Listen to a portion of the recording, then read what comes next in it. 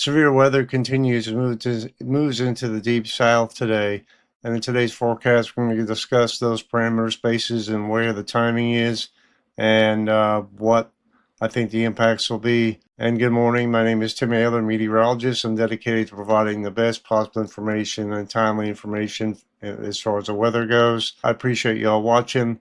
Like my video if you like it, subscribe, share with your friends, and let's get started talking about today's severe weather threat. So to start with, let's review what's going on right now. So we have shortwave trough moving to the north here, a large mid-level feature that's going to remain anchored to the western U.S. for the next several days, eventually shift to the north here. Right now we have some severe weather ongoing here in parts of Arkansas, Oklahoma, all the way up into the Illinois area, right? So, but the highest impacts are being felt right now in this line of storms as it moves to the southeast here. Um, this front and boundary will move further to the south today and will be the impetus for severe weather in the deep south, right? So let's review the current hazards real quick. We got some special weather statements related to dry conditions and some smoke advisories down here where the wildfires are. Okay, so wind advisories, red flag warnings out west here. Some winter storm warnings out here in the Intermountain West. Winter weather advisories for some heavy snow potential here, and also up into Montana and parts of Utah as well, and some fire weather watches encompassing the western U.S. as well, with really dry relative humidities out here. Dew points in the single digits can really lead to quick spin up fires if you get any spark or any kind of burning that's going on. So let's be mindful of that today. So let's review the severe threat for today. The categorical risk shows a slight risk here from Dallas, Texas, roughly to just to the west, east of Jackson, Mississippi, parts of Alabama. A marginal risk encompassing that back to Austin, Texas, New Orleans, Montgomery, Nashville, Springfield, Missouri, parts of Oklahoma here, and a marginal risk up in the upper Midwest, Ohio Valley here, Indianapolis, Cincinnati, Toledo, Ohio, Lansing, Michigan. Other than that, just general thunderstorms today. Maybe some thunderstorms out west here. And the tornado risk really is, and hail risk or wind risk is likely the biggest risk today, right? We now have a 5% and 2% tornado risk here in this area from roughly from New Orleans back towards Oklahoma City, towards Waco, Texas, Little Rock, Arkansas, with a 5% tornado risk centered in Shreport area, right? And with this SIG intensity, we could have some strong tornadoes on the backside of this area here, okay? So what does that mean? That means we could have up to EF2 tornadoes.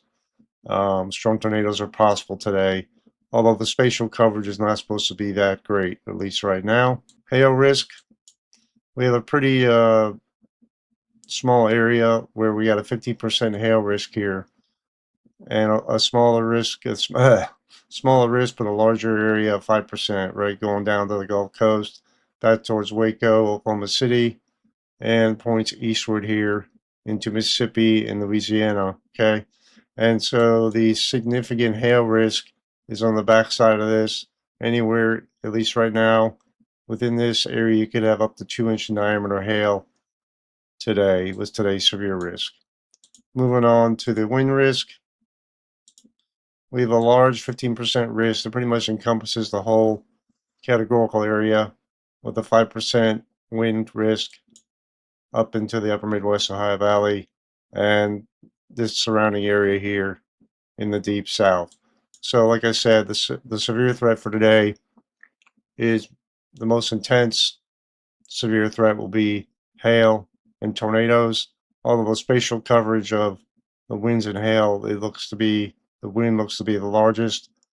So what does severe winds mean? 50 knots or greater within 25 miles of a given location, which is about 60 miles per hour, roughly 58. So That's the expectation right now for the severe threat.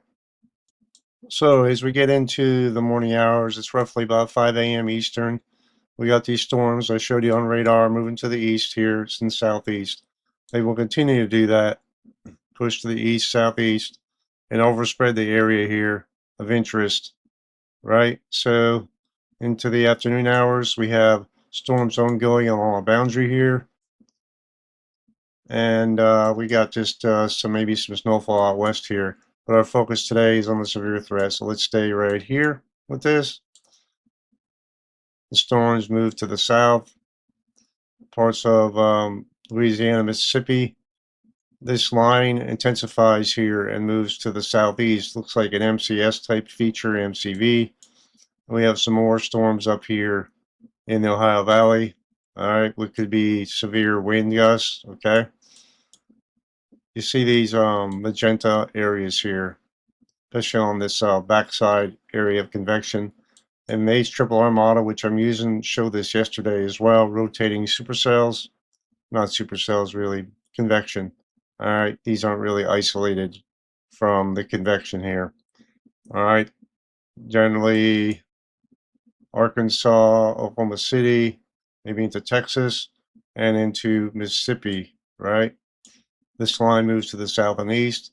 You see the southeast side of this line really intensifies here with some rotating updrafts, all right? And if we look at the tornado risk, where that was, day one tornado risk. Come on, there we go. You see why we're in that significant tornado risk there.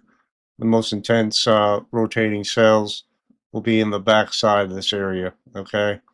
So let's take that off.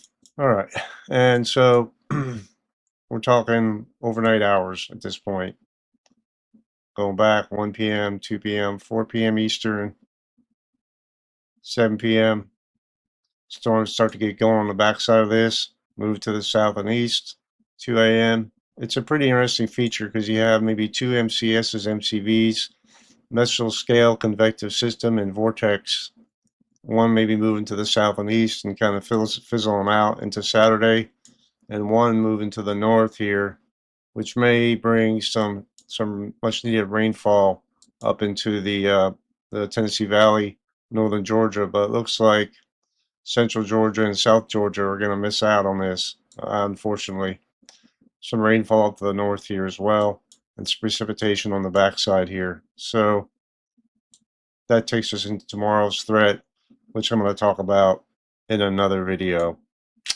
So that's it for today's severe threat and timing. I don't want to spend a whole lot of time explaining all the details about it, because I could make this video really long. I think maybe y'all would appreciate this short video. I hope so. Let me know what you think about the short format versus a longer explanation and details.